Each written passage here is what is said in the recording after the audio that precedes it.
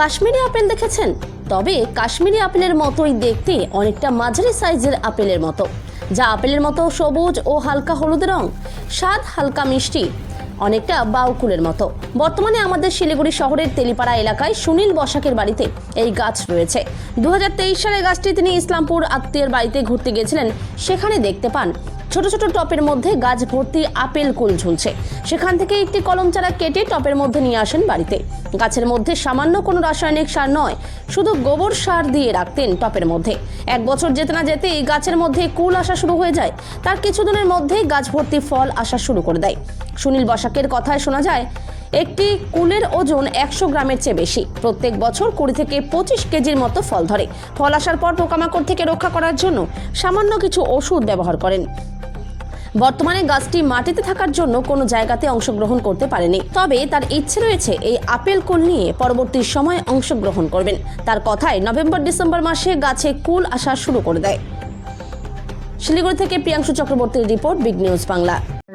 আমার নাম সুনীল বসাক। কি ইসে করছেন, কি চাষ করছেন আপনি? এটা একটা কুল গাছ।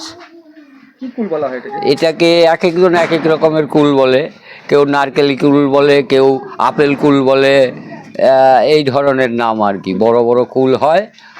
কোথা থেকে নিয়ে আসা হয়েছে? এটা ইসলামপুর আমার এক আত্মীয় বাড়ির থেকে একটা টবের মধ্যে একটা গাছ এনেছিলাম। 3 বছর হয়ে গেল।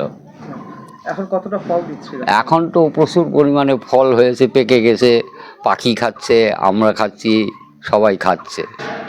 এই গাছটার মধ্যে কি কি সার ব্যবহার করা হয়? এই গাছটায় এমনি কোনো রাসায়নিক সার ব্যবহার করা হয়নি। শুধু গাছের গোড়ায় ওই গোবর সার দেওয়া হয়েছে।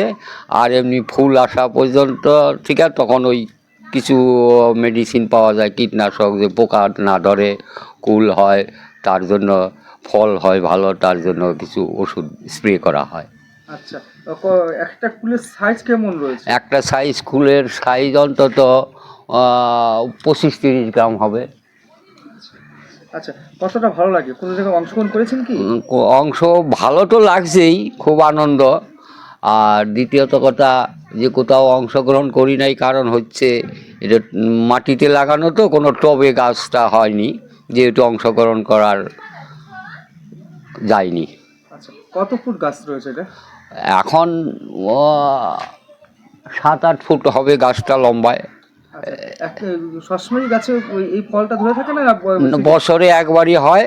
এইবার এই কুল শেষ হয়ে গেলে ওই নিচে কেটে দিব, আবার সব গাছ হবে এই রকম। আচ্ছা, প্রথম পর্যায়ে কতখানি গাছ নিয়ে আসছিলেন আপনি? এই 2 ফুট 2.5 ফুট।